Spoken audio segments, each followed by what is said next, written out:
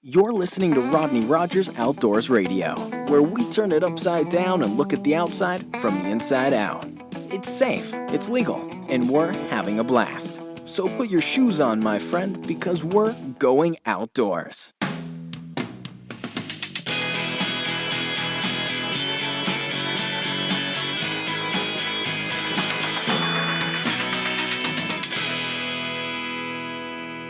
Welcome to Rodney Rogers Outdoors. I'm Rodney Rogers, and that is my partner, Coach Easy Crime. The man, don't touch the buttons, Mike Hoy. You are still Rodney Rogers. Sorry about the little snafu. We touched a button, and I tell myself, don't touch the buttons. don't touch the button. Whatever you do. Once you got it in motion, leave the buttons alone. But here's the upside. You ready for this? I'm ready. This is a live show. Very live. This is not edited. It's raw. Not pre-recorded. This is raw. So if you touch a button wrong, it's not live anymore. So there's a couple ways you can reach us tonight to participate in our show if you want. One is you can call us at 262-345-7763 if you got any cool outdoor news you think we ought to hear. That is, if you're listening to this, and it is February 23rd. It is our 107 show. Yep. You see how we combine there? 8 p.m. to 9 p.m. Eastern Standard Time. If you're listening during that time, you can use the number Rodney just gave you. Or we're monitoring our Twitter feed. You can Twitter your questions to hashtag RROR. Or you can even, if you want, get on the website, and we will, I know now that we will read that on the next show. Hit us up with a question there. Just hit the little live voice, that little window pops up on your right-hand side, move it over, record your little question, and shoot it to us. And that'll be awesome. I watched a ton of shark videos this week. Did you? I'm very fascinated with the shark thing. It's not Shark Week, but I wish it was. Yeah. Well, you know, Mike, do you know that there's 10 million sharks off the beach right now in South Florida? I know. We can go swim with those guys. Yeah, it's crazy what's going on. Yeah. We got whales and sharks and It's that time of year. Do you know that if you watch Jaws backwards, he gives everybody's life back? Well, yeah, it's a movie about a shark that keeps throwing up people until they have to open a beach. Nice. Yeah. The ending's the best part. They get to open the beach. Woo! So tonight, this is our 1 hour vacation for the week, and we really need it sometimes. This is our woo-saw. Tonight is no exception. Our homage to the podcast gods. Thank you. We get to hang out. We get to tell our stories of the weekends, what we did, what we didn't do, how much fun we got to have, and everybody knows this was absolutely a gorgeous weekend. It was just, if a weekend could be sexy, Mike, this weekend was sexy. I know. It is amazing. Even today, I walked outside going, it's the middle of the winter. This is bone-chilling. We had a wind chill factor today of like 81. Yeah, we got crazy. Yeah, it's a little toasty today. That's why I love Florida. I know. Yeah, it's just absolutely what. Now we won't be saying that as much. I know. You know, and I think there's another El Nino type of snowstorm getting ready to go through. So I think they're going to hate us Northeast. again. Yeah, exactly. We're gonna about ready to get some more hate. They're not going to like us in that situation. I know. So we get to talk about our weekends. We get to talk about some seasons coming up. We're going to talk about some fishing. We have a guest next week. I just want to, before we get into Peter Updike, the gentleman who wrote the book. The Wild Treasures of the Outdoors. Good book. Awesome book. So he will excited. be sitting in on the show next weekend. He committed tonight. He says, I will be there. Last week, we had Joe Simons from Salt Strong. If you haven't heard that interview, I actually listened to it a couple times. Great interview that we had with Joe. It was fantastic. Yeah. I wish we had his brother Luke. Maybe next time we're going to be on their show. So that's going to be awesome. And so, Mike, let me tell you what I did this weekend. How was your weekend? Good. Okay. So let me tell you what I did this weekend. I did some more fishing.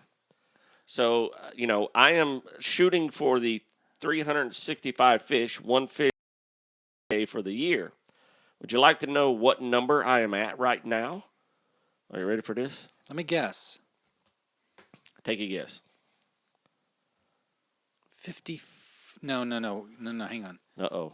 Because what day is this? We're in the second month. We're in the 23rd day of the second month. Right. So we're about 53, roughly 53 days in. I'm going to guess you're a little ahead of schedule, and you're about 68.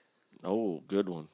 83 fish, yeah. Wow. I'm way ahead of schedule. Wow. We also had our fishing 83. tournament this week. 83 fish. And your fishing tournament really helped to rack up those numbers, right? No. The fishing tournament did absolutely nothing for me. I'm beginning to figure out that maybe the fishing tournament is just not my thing, Mike. I'm just... I felt really bad for you, Rodney. I really wanted you to have an incredible... We beat no one. We placed last place in this tournament, absolutely last. But you had a good time, No, actually, it was not fun at all. No, we did. We were out there fishing. Now, this was in a chain of lakes, right? This was in the Kissimmee chain. Which means that it's wide open. You can they all connect, right? Yeah, they all connect. Here's the thing. I mean, you got to tournament fishing is a little different than just fishing off a bank. When you fish off a bank, you're committed to that 20 feet of space that you're in. That's it. So you have to make the best of that space. When you have 1,000 miles of shoreline with 5 different lakes, you have to kind of build a pattern, and that's the whole key to pre-fishing. Now, him and I, my partner Tommy, my brother-in-law, and I did not pre-fish, which we should have. Temperatures for the tournament were what? Gorgeous. It was absolutely... So it wasn't like the last time, because the last time it was chilly. Yeah, it was 40 degrees, 30-mile-an-hour winds. We had perfect conditions. Everything was perfect. We just didn't find the fish. We tried a early morning pattern that I was pretty confident it wouldn't work. It was a topwater pattern. Water was too cold. I like that you were confident that it would work. Just, sometimes if you have a pattern in your head, you want to get it out. So, my partner wanted a topwater fish. And what was the success of the other people doing the tournament that day? They jammed it, man. They were catching, I think 25 pounds won the tournament. Some big fish came in. We had 2 pounds. He actually caught the only fish. Well, let me ask you, because are you all lures? Yeah, all artificial bait. Is everybody? Everybody's artificial bait. There's you say that like this guy. Did he dynamite? No, my question was, were you on artificial and they were on live bait, or is it tournament all artificial? Tournaments are all I did artificial. Not realize that. Yeah, it's just 100% artificial. No live bait at all. It's one of those things. These guys have. This is kind of. They fish these lakes. We went down to a lake. When you decide on a pattern, you got to stick to that pattern and make it work. It's an all for nothing. We were kind of all over the board. So, I mean, I think fish were obviously biting. One other guy caught one fish, and it was a 3-pound bass. We caught one fish, and it was like a little under a 2-pound bass. So we got the next one's at Lake Monroe. Sanford. Okay. Yeah. So I'm going to give that a shot. We're still not bad points. Out of 30 boats, we're still like up in the 13th. So we're not bad. A first place would take us up to the top 5. So interesting. Points wise, we're not bad. So you're 2 out of how many weekends in the tournament? We're 2 out of 5. 2 out of 5. So I mean, we could pull this off. I mean, I like your optimism. Yeah, I mean, it's like that NASCAR race. If you get one win, it really boosts you up. Speaking of NASCAR, did you watch the race? I did not. Okay. Yeah, I did not. How about you? I did up until I missed the last 15 laps. So you don't know who won? Oh, I know because I watched Denny Hamlin. Okay. Yeah. Who won? Denny Hamlin. Oh. Did you think I was talking about Denny's breakfast? I thought you was in a hotel called Denny Hamlin. Yeah, I was in the Denny Hamlin. The Wi-Fi broke. I didn't get to see who won the race. I was actually in the lobby working for I was working. Right. And an elderly couple came down and sat right next to me and turned on the race, and we watched the whole thing. Oh, cool. But I had to leave 15 laps before it ended to go pick up my wife. Oh, right on. So Denny, what's he drive? Denny Hamlin. He drives a car. Okay. NASCAR. Yep. Drives a NASCAR. This is where they go in circles, correct? Yeah, that's why he was in the race. Because if he hadn't driven a NASCAR, they'd be like, "You're in the wrong spot." Right. You're in the other. You're supposed to be in the parking lot. So I got you. So hey, congratulations Denny Hammond. Are you not a NASCAR fan? No, I'm sorry. Really? Yeah. I thought yeah. NASCAR and fishing and No, wrong guy. outdoors and really, Yeah, wrong okay. guy. I went through a period where I was a huge Real okay. yeah, and I would even out of town I wouldn't miss one. Right, It's right. kind of dwindled off. I'm more of a Supercross UFC guy Okay. now, but there was a period that I was die hard. That's been my problem with sports. If I get into a sport, I want to watch it. Yeah. And in the same token, I don't want to do anything that glues me to a television for any amount of hours. Does that make sense? It absolutely does. And I'll be honest with you, because I have a DVR that's backed up because my schedule, I don't watch a lot of TV. Right. I literally, Supercross and UFC is really what I sit down and watch. But each of those are 3-hour events. You know, it's not an hour show. And I'm like at least 2 or 3 weeks behind on each of them. So I'm at the point where I won't catch up. So, and I've thought the same thing. Wouldn't it be just more freeing to relieve yourself of that commitment and just? It's refreshing, man. I mean, I now have a 50-inch TV, and I just pulled it out of the box, and I hooked my iPad up to it, and my daughter comes over. She sees me watching my iPhone. I'll watch a video every now and then. She goes, "Daddy, how come you're not watching it on the big screen?" And honestly, it's so little. I only watch a few minutes at a time. So yeah, sure. I see it a waste of time to hook it up and all that good stuff. So, well, let's talk about some top stories, Rodney. Let's talk about some top stories. Mike, you got something? No, I want to talk about what you're going to talk about. Okay. About gun carrying laws, I think 2 weeks ago we talked about Florida State going for their open carry law. It passed the House. So it went to the Senate. So now, what does that mean? Can you summarize that? Yeah. So basically, what it is people who carry concealed every once in a while, if they're in, let's say, a store or a place, and it's and their shirt rides up on their handgun, and someone sees that handgun, they're now subject to criminal penalties. So it's a fine line. Based on what though? Even if they have their concealed? Even if they have it, once it's been viewed by the public, it is not concealed anymore. So they wanted to pass. There's 22 states out there right now that have open carry, and we were going to be number 23.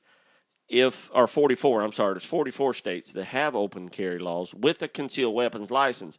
And the reason they have that is for that mistake. It's like, pardon the expression, if you got half ounce of marijuana, I mean, is that really a crime? I mean, by law, it is.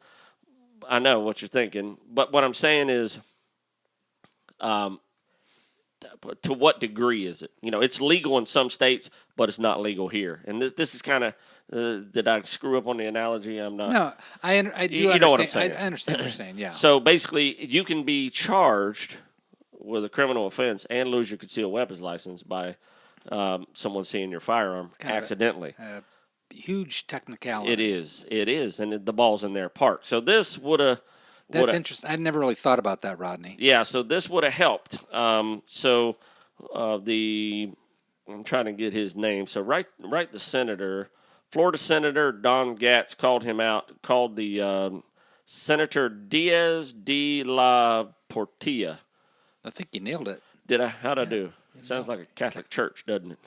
Or a really good Spanish dinner. Oh, I'll take a large order of the Diaz de la Portilla. No, I didn't have to go that far. I got to edit all this out. I think this is not good. Sure? So anyways. Okay.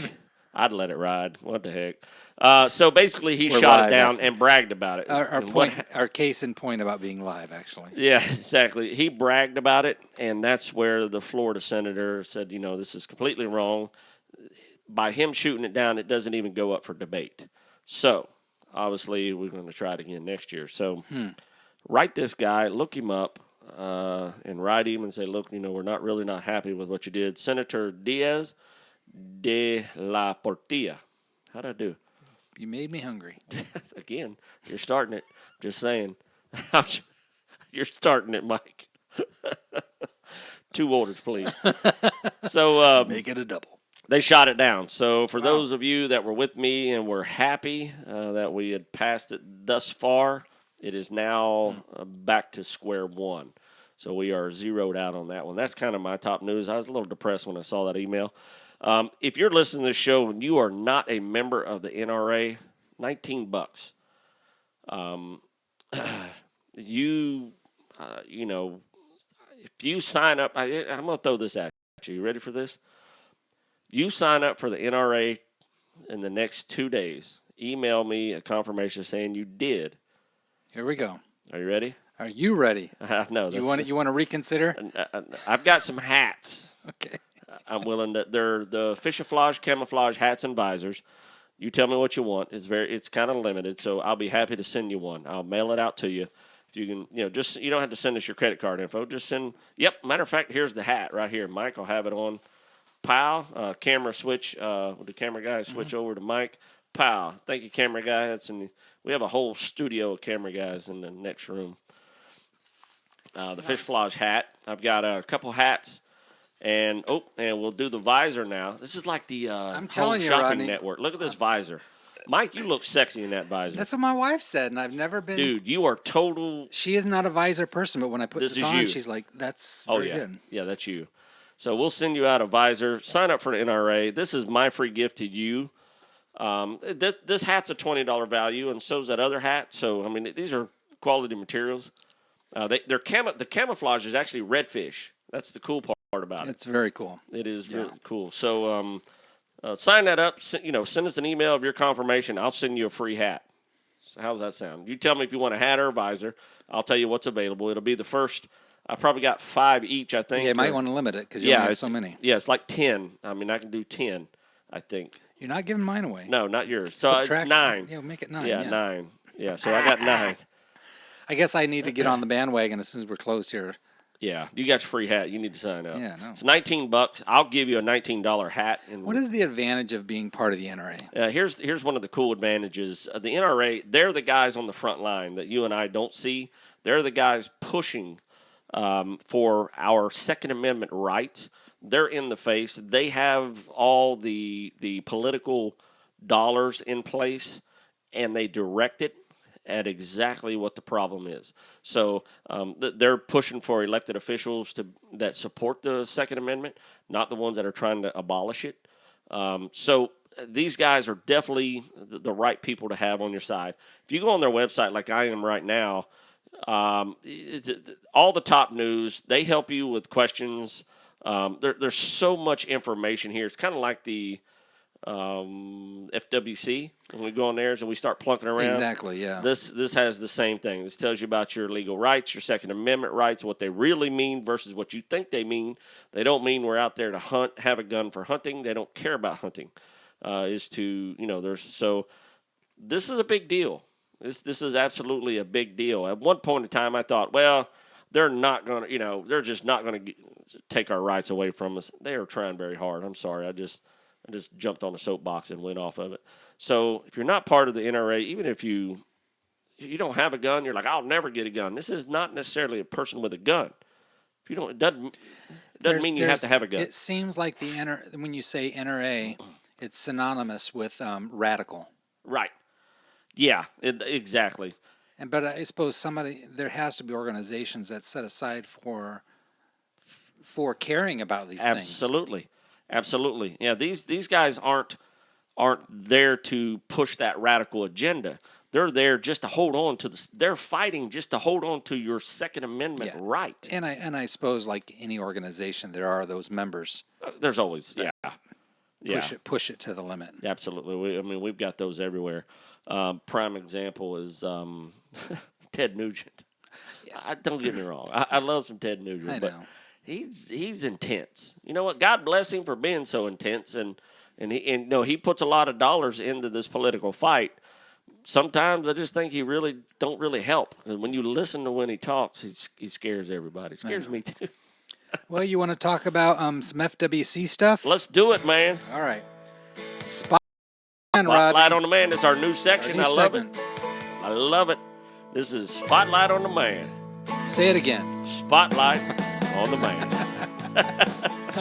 Yeah, Spotlight on the Man, where we talk about the FWC, poke around on their website and look at some of the news articles, some of the upcoming events.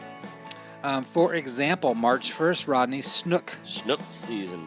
reopens. Gulf side. What do you know about snook reopening? Now, here's an interesting thing, I've said this time and time again. When I look on the FWC website, Yes. you can get a headline like "Snook reopens in the Gulf state waters March 1st." Well, that's cool. That's fine. That's cool. We understand what that means. But when you read the article, there's so much information. And I highlighted a bunch of stuff in this article. Okay. Bear with me, Rodney, Absolutely. because just to prove my own point. No, absolutely. Yeah, lay it on me. Let me kill the music a little bit. The recreational harvest season for one of Florida's premier fish, snook, reopens on March 1st in the Florida's Gulf Coast of Mexico state and adjacent federal waters, including Everglades National Park and Monroe County. The season will remain open through April 30th. In the Gulf, anglers may keep one snook per day that is not less than 28 or more than 33 inches total. So there's your link, right? 28 to 33, which is measured from the most forward point of the head with the mouth closed to the furthest tip of the tail with the tail compressed or squeezed while the fish is lying on its side. There's a whole lot of information Right. in that statement. Yes. So just to read a headline in the news, You're snook reopens. But you start reading, you get the measurements, how to measure. I mean, I would have, you got to lay him on his side, Yeah. pat him on the belly, give him a little tickle. don't touch his eyeballs. You'll wipe out the membrane. A snook permit is required to keep snook, along with a saltwater fishing license, unless exempt from the license requirements. Only hook and line gear is allowed when targeting on harvesting snook. It is illegal to buy or sell snook. Period. Have you ever had snook? Oh gosh, Mike. When you do, you'll be like, I've never had snook. we're gonna have snook this year. They don't sell in restaurants, do they? No. It is not a commercial fish that can be sold. So even commercial, there's no. It is considered the top delicacy in the state of Florida, probably in the United States. Really? Yeah, it is absolutely 100% number one fish. Let me finish this. Absolutely.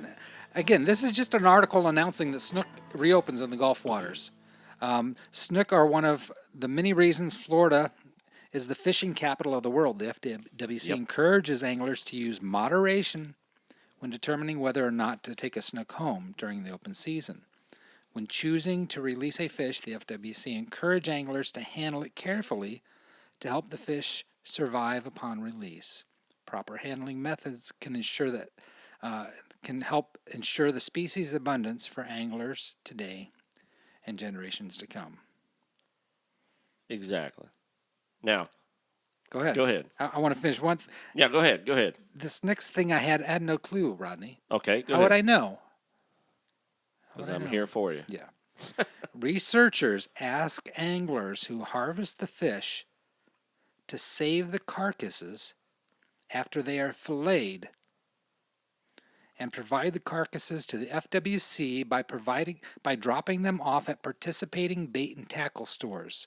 The program allows anglers to participate in the collection of data such as size, age, maturity, sex of one of the Florida's premier inshore fish.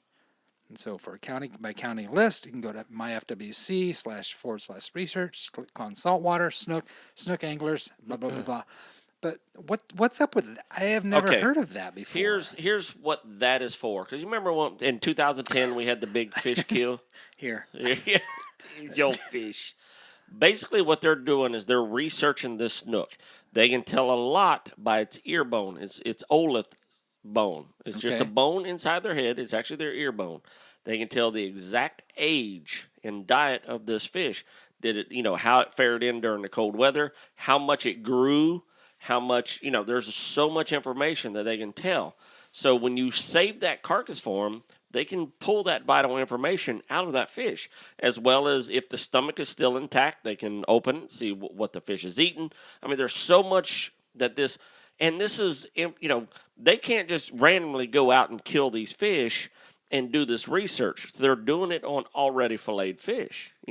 That's bizarre. It's actually it's brilliant on the part of. Now, is this the only fish? No, they do it for red snapper. They do it for any fish that is in question as far as the numbers count. Okay. They want to know how this fish is doing, how well it's, because if they can get a fish that's of a certain age, they go, this thing was alive. This thing survived the 2010 cold, and there's a huge number. Blah blah blah. They can get so much information. Now, here's an assumption, total assumption on my part. Right. I'm assuming a lot of people don't do this.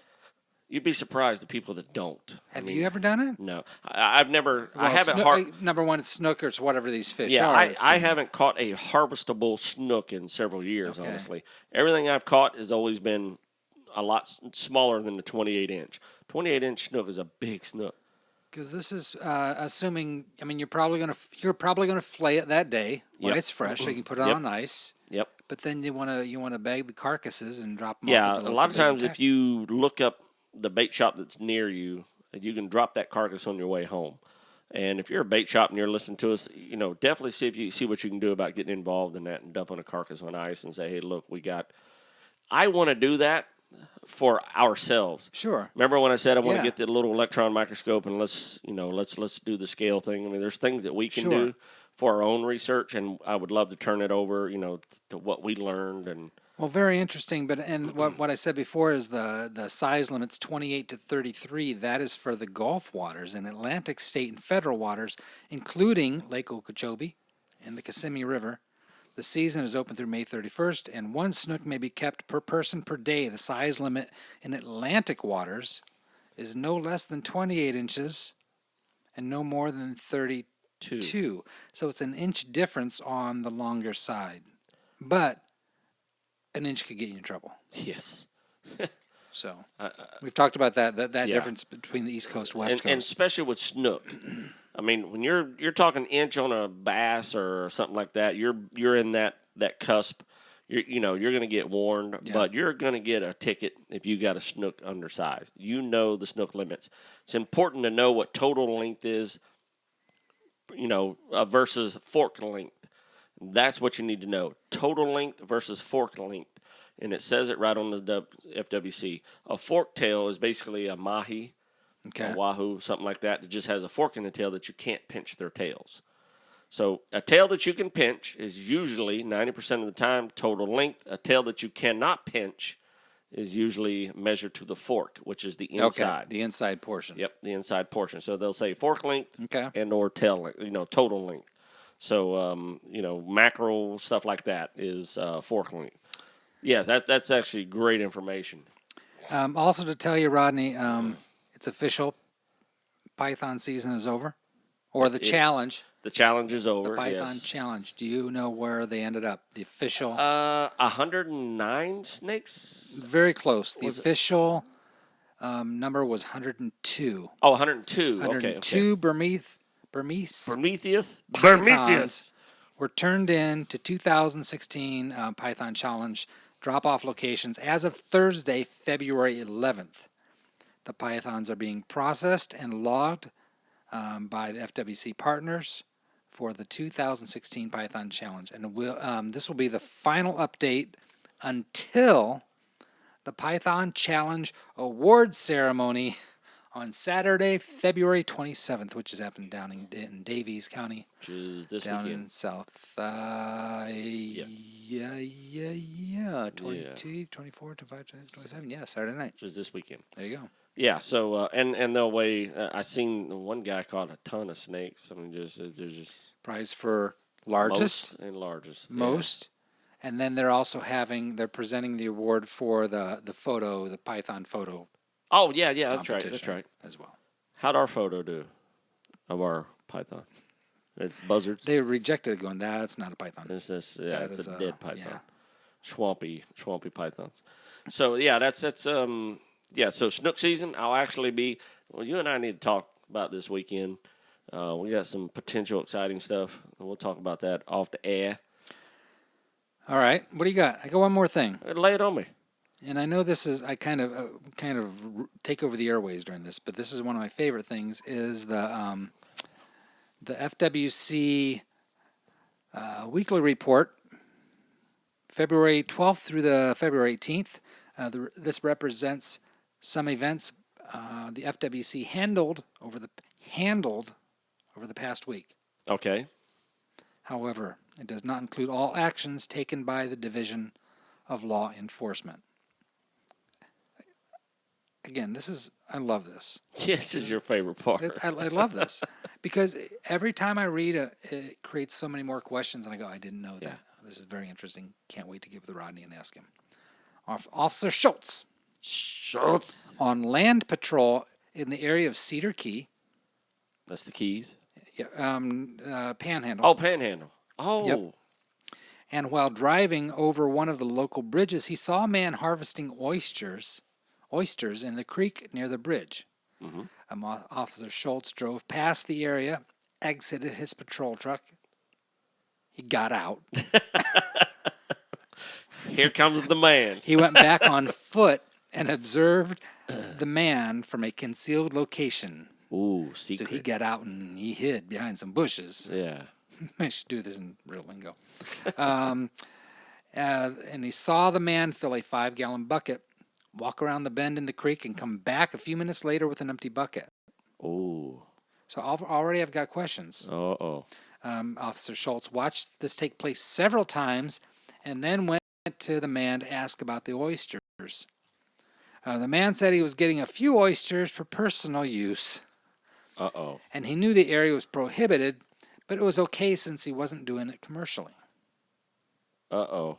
A lot of uh-ohs, right, Rodney? This flag's going up everywhere. So the man was a commercial oyster harvester with a commercial license. Ouch. Officer Schultz followed the man's footprints in the mud, searched the nearby mangroves. He found 6 bags of oysters, all untagged. I want to come back to the untagged thing. The man then admitted to illegally harvesting in a prohibited area. Citations were issued for harvesting of oysters in a prohibited area and possession of untagged oysters. A mandatory court date was set to address the violation. So that got pretty serious. Yeah, he could actually lose. Probably will, right? Yeah, his commercial license. It could be one of those things where he, if it's his first offense. Yeah. Well, first of all, if he's got his license and he's legit, why would he be pulling these stunts? Here's what happens in a lot of those cases, and I'm only telling you because I was a poor redneck at one time and thought of the same thing. If you see all these oysters in those prohibited areas, there's a lot, and there's a reason. Buckets, obviously. Yeah, because you can't harvest there. You can for personal use, but it's a very small. It's like 1 or 2 gallons of oysters, and that's gallons as still in the shell. I don't know what the actual harvest amount is. I was trying to look it up for oysters, but you can't commercial harvest out of those areas for that reason. These commercial guys often forget that, you know what, the recreational people like this too. They don't want to have to buy it. They buy a licensed. You have to have a saltwater fishing license to harvest that. But you're still only allowed so much. Same way with shrimp. Same way with, the lobster. It all falls into that fishing category. That's still considered fishing. So he is basically being selfish and stealing from the public, from Joe, me, and you. Sure. Who like doing this on a recreational basis. And a lot of people don't just go knock it off the rocks because they think that these big oyster companies have this secret 100% clean place. No, they knock them off the rocks too. Interesting. So if you're listening and you like oysters, go knock them off the rocks. Now's the time. This cool weather. This is oyster season. Go knock them off the rocks and get you a couple gallons of oysters and just enjoy them. Wow. So, yeah, you don't have to buy them by the bushel. You can actually go knock them off the rocks. Now, when it says that they're untagged, what's that? How basically do they tag them by the bag? Yeah, a commercial fisherman is only allowed so many. He has to tag each bag with his name, date, date they were harvested, location of harvest. I mean, there's a whole spiel that they have to do. It's so he's not marking each and every one of them going. No. It's the bag itself. It's the bag. Quantity. Location. I used to know the oyster thing, but it's been a long time since I harvested oysters. I'll actually look at it. I'm kind of curious myself because I think we ought to just go knock some oysters off the rocks this weekend. You know what I mean? That sounds like just a bowling move. My dad used to do it when I was a kid. This is my first oyster. My dad would go grab a screwdriver and a hammer. Melbourne, around those rocks, and he'd just pile up, sit his butt down. He'd start popping them and sucking them out of the shell. Oh, your dad. Now, what license do you need? Fishing license. Just a saltwater fishing license. Yeah. Okay. So, yeah, and he would just clip, sucking out. And I was like, what is he doing? And he goes, come here, try this. I was like, I don't know about all that. So he opened that oyster up, and I looked at that thing, and I tried it. It was horrible, absolutely disgusting. And I love oysters today. I mean, raw oysters, I absolutely love them. So, yeah, he had that passion for the beach, man. I guess that might be an episode on how to harvest and how to do those, because I'm not really sure what the difference is between what your dad was doing and eating them in the restaurant. What happens point A and point B? The only thing that happens is they chill them on the way. Okay. They ice them. They put them on an ice bucket, and they get them to the restaurant ASAP. Because you're basically eating a live oyster when you're still getting the sand and everything. Yeah, because they. Mike, here's a question for you. Here's a trivial question. How much water in gallons can one oyster filter in a day? By filter, you mean the water that passes through him? Yep. And basically what they do is they just open up, and they have a filtration system. Same way with scallops and clams and all that stuff. They just basically filter. Mussels do the same thing. So they just filter out all the plankton in the water, keep it for themselves, and then spit out clean water. In one day, how many gallons can an oyster filter? So there's actually a filtration process that goes through when it passes through? Absolutely. Well, I'm horrible with that, but I would say more than 10 gallons. Yep, you're right. 50 gallons a day for one oyster. So if you have an oyster field, wow, which is, matter of fact, I'd love to take you out at Crystal River, because as you pull out of the mouth of the river, as far as you can see, oyster beds. The ground is just full of oysters. More oysters than you can shake a stick at. Harvestable? Harvestable oysters, absolutely. And gorgeous, delicious oysters. It's oyster heaven. You won't find a pearl, but you will find an oyster. It's a delicious. Are you positive you won't find a pearl? No, I'm not positive you will not find a pearl. But if you do, it'll be a delicious oyster with a pearl. We get letters. Let's do it. Stacks and stacks of letters. Mike. I know. Did I disappoint you? Mike. We ran the short version, didn't we? We need to talk about this. We got people we're going to get emails now. Send that email to Mike at RodneyRogersOutdoors.com for shorting up our letter. All right, Rodney. Email number 1, Rodney would like to know. Jiminy from Jupiter. Jiminy Cricket. Jimmy from Jupiter, Florida says, what's the best lure for largemouth bass when fishing from the shore? That is a super wide wide open question. Yeah. But I'll tell you what, if I'm going to pick one lure, let me just give you one lure. And this would be someone, if you're brand new to fishing, you want to go, I want to buy one lure and go catch fish. Go buy you a spinner bait. I've always said it's the Rapala, but spinner baits and Rapalas, they would be, your spinner bait would be your more versatile. The last 35, 40 fish I've caught has been on spinner bait, so it's definitely an often forgotten lure that's just fantastic. So buy a chartreuse double-bladed spinner bait. Don't worry about the blades. There's 100 different blades you can get. Just buy a bladed spinner bait. Excuse me, it doesn't matter what type of blade you get. So don't think too much. When you go to the spinnerbait aisle and you look and you go, oh my God, just grab a chartreuse. Booyah spinnerbait. And chartreuse is the color. Yeah, it's a yellow. It's like a bright green. Okay. Yeah, it's like a bright green. So just grab that or a white. Between those two, pretty much works in all colors of water. Okay. And just have at it. It's a blast. Chartreuse spinnerbait. Chartreuse spinnerbait. All right. Voila. What about this one from Undercurrent 29? Rodney says, how do I fish in plant and weed infested waters? And what type of lures should I use? Weed infested waters. Tell you what, I actually posted, if you look on our Facebook, I posted a little video, and basically what it talks about is weed infested waters. There again, without getting too deep into it, fish see that as an ambush point. So depending on how thick the weeds are, start out if you have any gap between the top of the weeds and the top of the water. If there's any kind of gap, there again, the spinnerbait's going to be awesome. It's very flashy. It has a vibration to it as it goes through the water, so the fish can pick up on it. So basically, as it comes through, the bait just shakes and vibrates. So the fish can pick that up on their lateral lines, and they'll come out and ambush that bait. And if you miss it, throw it right back, and most of the time they'll hit it on the second turn.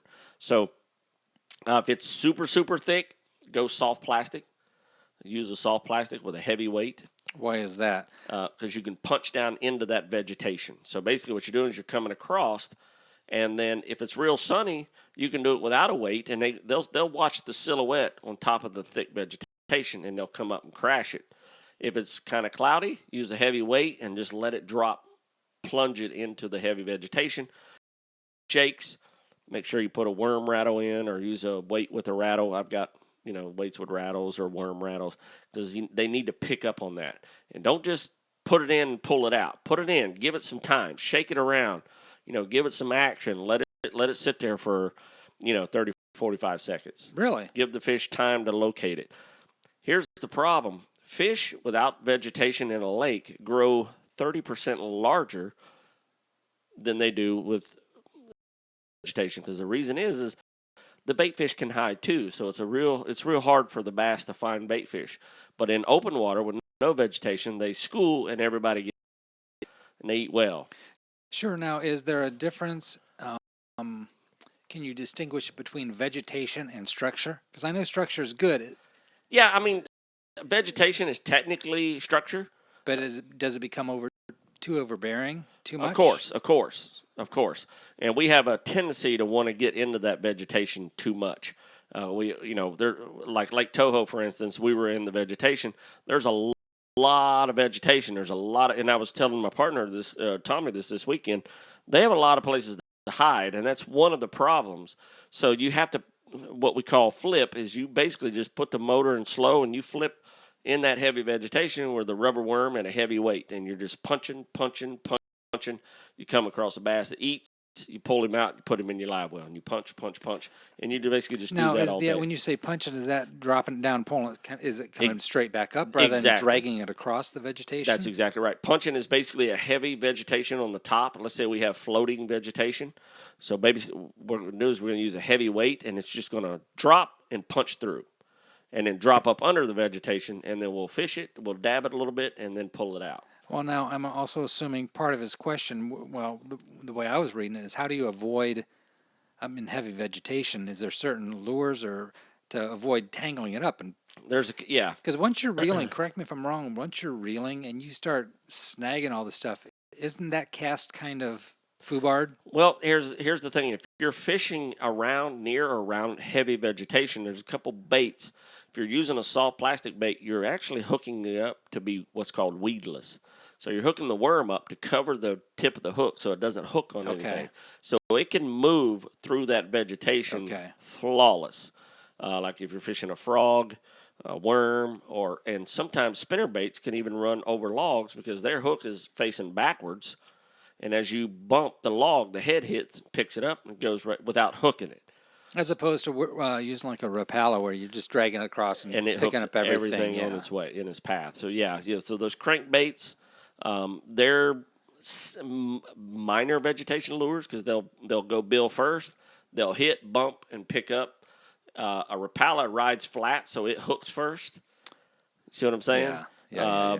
Crankbait, spinnerbait hits nose first, and then, of course, a worm is hooked, weedless as well as a frog. You can pull that right across a lily pad. Well, it's also interesting, and one thing I hadn't really thought of is that difference between sunny or overcast because of the fish's visibility of what they're Visibility. seeing. Exactly right. When you have a good sunny overcast, a lot of times you can fish that heavy green moss that we've seen out on the lake. When it gets warm, that moss rises. It builds gas and just rises to the surface. So if you pull a mouse or a frog very slowly over that, they can see the silhouette of that frog or mouse right across there. Now, here's the problem. They get a mouthful of grass before they do bait, so you got to throw it back out. And now that you have an open hole, get it in that open hole, and then 90% of the time you'll nail that fish. Interesting. Yeah. Other question, $45. Rodney. Let's do it. Put it on my bill. Alan from Orlando, Florida, local boy here, says, you mentioned this briefly, does adding scent really make fish bite more? Absolutely. And let me tell you where scent comes in. Scent comes in a lot of times because remember, bass have the senses that you and I have, and then some extras. So anytime you can add scent to it, especially when you're flipping or a rubber worm, Procure is one of my favorite scents because you can add it to a Rapala or a hard bait, and it's so oily, it actually sticks to that lure for a long time. When you're fishing murky water and you're running those baits, a lot of times they'll follow that scent trail right to the bait as well as the vibration. Once they pick up that scent trail, then pow, they can catch onto it. One of the cool things is once they grab onto your lure, if they get that crawl taste or that scent taste that they get, they'll hang on to it just a little bit longer to allow you for that hook set. The tournament this weekend, I gotcha. I was rubber worm fishing, and I hadn't rubber worm fishing in a long time. I was basically setting the hook too early. I was getting the hook, not letting them, fully take it and setting the hook. My adage in my mind, I just hit, jerk, fish. I got a fish on. But I failed this weekend because I lost 4 fish for that reason. I didn't let them have that, and I didn't have any scent on my bait. I didn't have any Procure. Shame on me. They could have hung on to it a little longer. So because the more senses you can appeal to, right? That's it. The more senses you can appeal to. The worm rattle, they're visual with flashy blades. If you're noisy, and then, of course, scent, the more you can appeal to any of those fish's senses, it ups your chances by X%. And that is. Again, back to the weather thing, if you're talking overcast and their visuals, I mean, do they have good sight? They have excellent sight. Sunny days they can see further, and if it's overcast, it's worse? If it's good, clear water, remember, these things they're they're designed for all types of conditions. Their eyesight is impeccable in clear water. I've watched bass come out 30 feet and chase my lure. That happened this weekend. I watched him come out, stay on top of the water, all the way to the spinnerbait, and pile drived it. I watched him come to it, and I was just hoping I could. Now, he saw the flash of the spinnerbait 30 feet away. As soon as it hit the water, I seen him come off the bank and come out into the lake. So, and in murky water, they have the lateral line that does that same thing. If you're running a rattle trap or something like that, they can pick up that vibration, and then they'll hone in on it. They have it on 2 sides, so they can tell which side it's coming from. Sure. Then once they ascertain the side, then they turn toward it. Now both lateral lines are picking it up, and they can go right to it. They're tanks. They're literally just sonar, radar, advanced species. I've got it dialed in. Oh yeah, they got this thing down. Here's an unrelated question from Todd on Twitter. #RR. Hashtag RROR. It says, "What's the best way to store a pair of waders?" Okay. This has been an age-old thing. There's tons of different ways. Well, if they get wet inside, you want to flip them upside down and they make wader dollies. Basically, they're just 2-foot things that the waders can hang upside down. Now, if you did not get your waders wet, I suppose it's a lot of moisture. That's exactly right, and they get moldy. If you just 'cause drop it's deep. them on the It's floor, what 3 feet inside there so you've got a whole Absolutely. different set of circumstances. That's exactly right. So you don't want to get back in because the mold actually rots the neoprene. So basically what you do now is if they're not wet, if you didn't get water inside, then basically what you need to do is just clip them. I clip them from my garage door. They have a strap, suspender strap. I just strap them right onto the garage door and let them stay open. The key is that they stay open until they're dry. If you pile them up in the back corner on the floor, then you're going to have a moldy pair of waders, and it's going to stink the whole time you're hunting, and it's going to rot your waders. It's going to weaken the neoprene.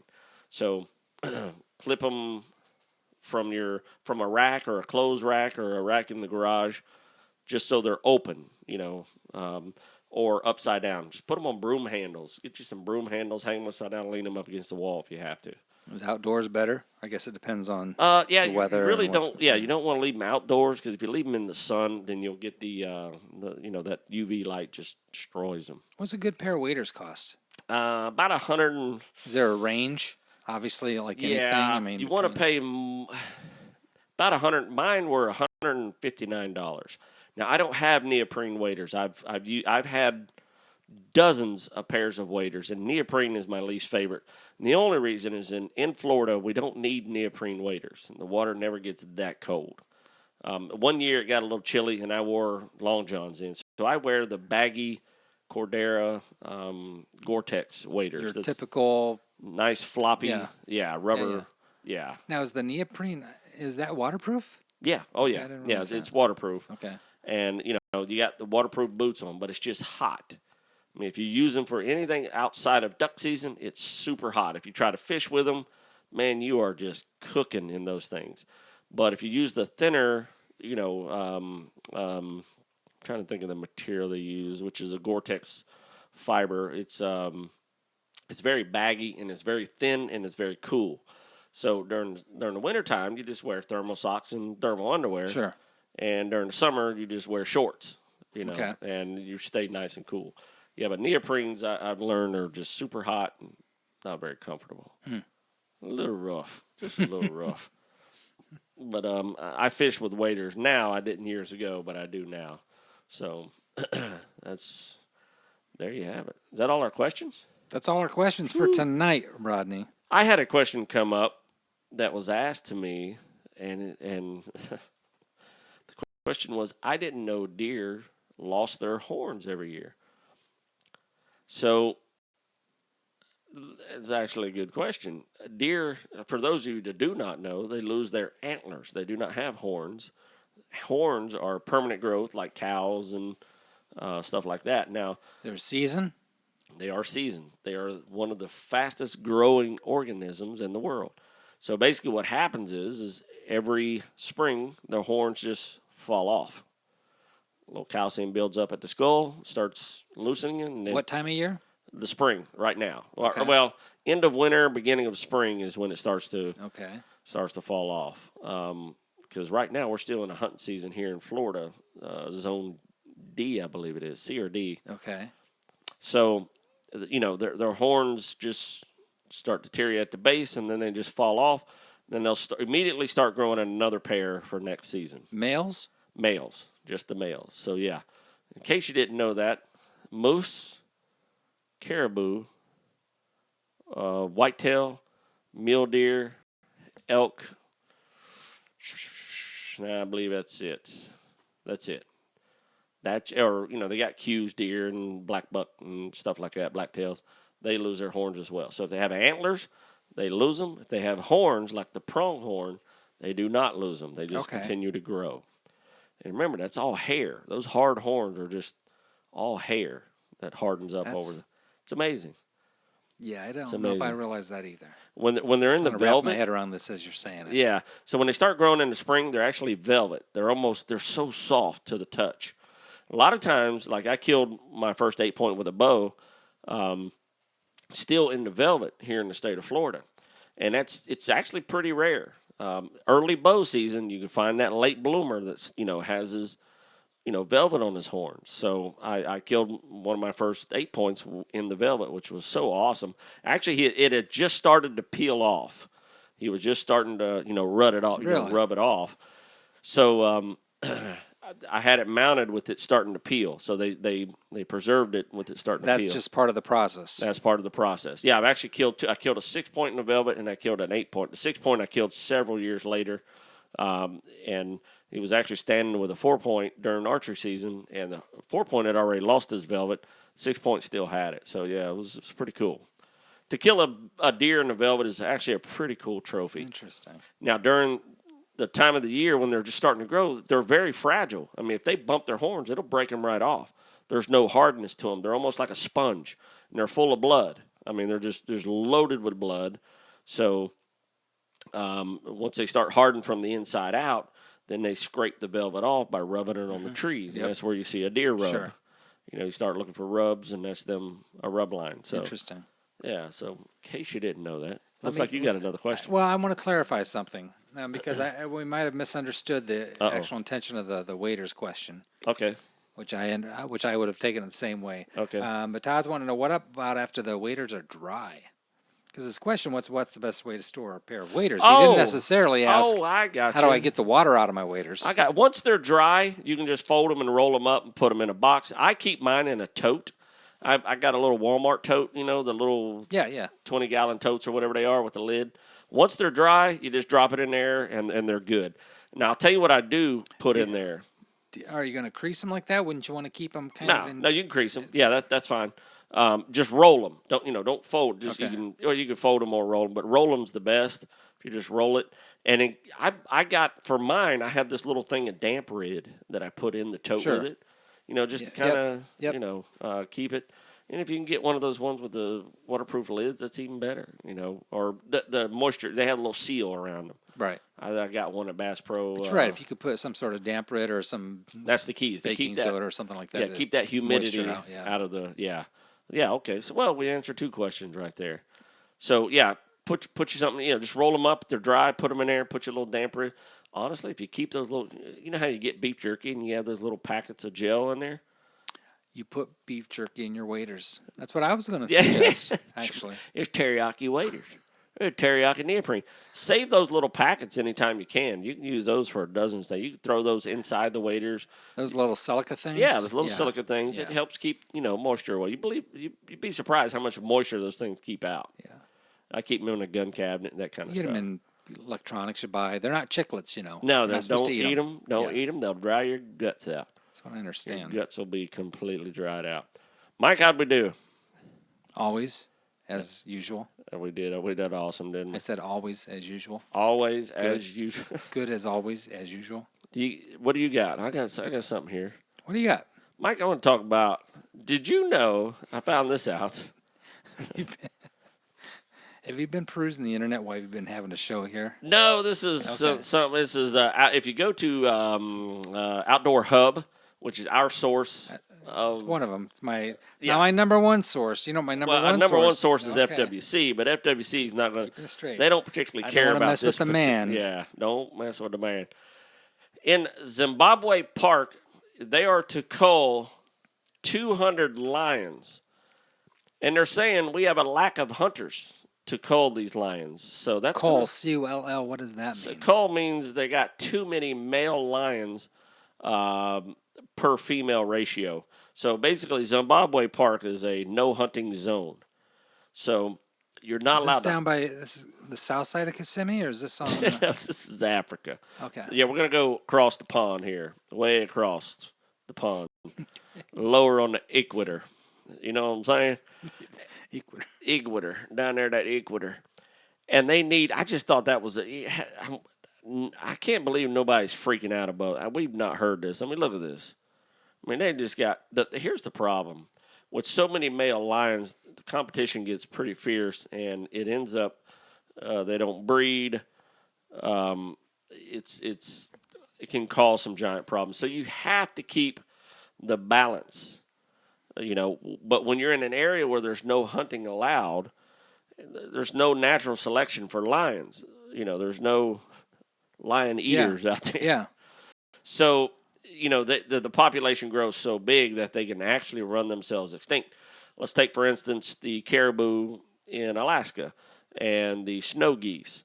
They both eat the same thing, which is lichen, which is a little fungus that grows up there, and it doesn't grow very fast, and it doesn't grow in many places. That's why the caribou migrate. So these snow geese eat the lichen as well. But with 40 million snow geese, they eat more than 3 million caribou. So they're basically eating each other to extinction if something's not done. So we can't get enough hunters up there to harvest. I hate kill. Sure, yeah. But to harvest enough of the geese and or the caribou. So I mean, it's a fine line. I mean, we often think that we should just leave animals be, but the fact is we live here. We live in their zone, so we've pushed them to an area. Whether you hunt or not, you're part of the cause. We have pushed them to very small areas to live in. That's a really good point. Yeah, so we now It's a really good point. It is our obligation to maintain what nature would do on a normal basis. Yeah. Or these animals would be extinct. That's the white-tailed deer, the turkey. Most turkeys in the United States would be extinct. Buffalo would be extinct. And that had a lot to do with us. Yeah. But that's the management portion. That's the management portion of wildlife management areas and the job of the FWC Absolutely. and any other organizations like this scattered across the country and the world. And that's why I love Florida. It is one of the states with the most public management land than any other state in the union. I mean, there are other states with more, but it's not very many. We have 5 million acres of public management area. That's amazing. Yeah, it's hard to wrap your head around 5 million acres. So, and here we got turkey season coming up. So, that's going to be a big deal. That actually is a big deal to me. So, those, here we got the lions. I'm going to send this to for them to a few people and see what kind of questions that bring, how people feel about it. But that's I just wanted to bring that up, Mike. I'm sorry. And you did. I did. You brought it up well. I brought that up, Mike. You brought it up well and brought us to the end of the show quite well. Already? Yeah, totally, man. Oh, man. We can burn through an hour like it's... Dude, we're out of here. Yeah. So next week... Next week, we have Peter Updike on the show, sitting with us. Sitting here, that's going to be awesome. It's absolutely going to be awesome. I'm just going to have him read chapter after chapter. Yeah. We're going to some background music and read his book to us so we can turn it into an audible. So stay tuned next week. Again, you can find us on all the social networks, Periscope, Twitter, Facebook. Always look us up on RodneyRogersOutdoors.com. Don't forget, if you sign up with the NRA, I will send you a hat, a $20 hat. That covers your admission. Cool. I will not give you $20. I will send you a $20 hat. Because I want you to be good looking and be part of the NRA. I got 9 left, so shoot me something saying, "Hey, I'm gonna sign up," and then we'll talk about it next week. How many I had to send out? Can you make part of the deal that at least have to post a picture of them in the hat on our? Yeah, sure. I don't know. So, Mike, I'm good, dude. No jokes. You just, man. What do you think? I'm just a clown. I'm just our your clown. mail was slack tonight. I'm just your clown, Rodney. And no jokes. And as my mama said, 18. Whoa. Whoa. You went from. Okay, I thought we had. Okay. No, I got nothing. Oh, okay. I'm sorry, Rodney. It's all right, man. I'm trying to clean up my act. I know we were shut off early tonight. By the way, great emails tonight. Awesome emails. Great answers. Thank you. Even without a solid topic, you're just full of information, and I learned something every single time. Right so on. thank you. Thank you, brother. Yeah. And it was your birthday Sunday, and we had a lot of people wish you happy birthday. Yes, thank you for absolutely. Thank you for all those wishes. Alexis, Rick, Brent, Alan, Eugene, they all wish you happy birthday. I do my best to ignore the birthday thing, but sometimes the advent of Facebook, it's really hard to ignore. It tells you it's there. And indeed, thank you for the wishes. And we're out of here. As my mama said 18 million times, and I pray I get to say it half as much. You kids get outside and stay.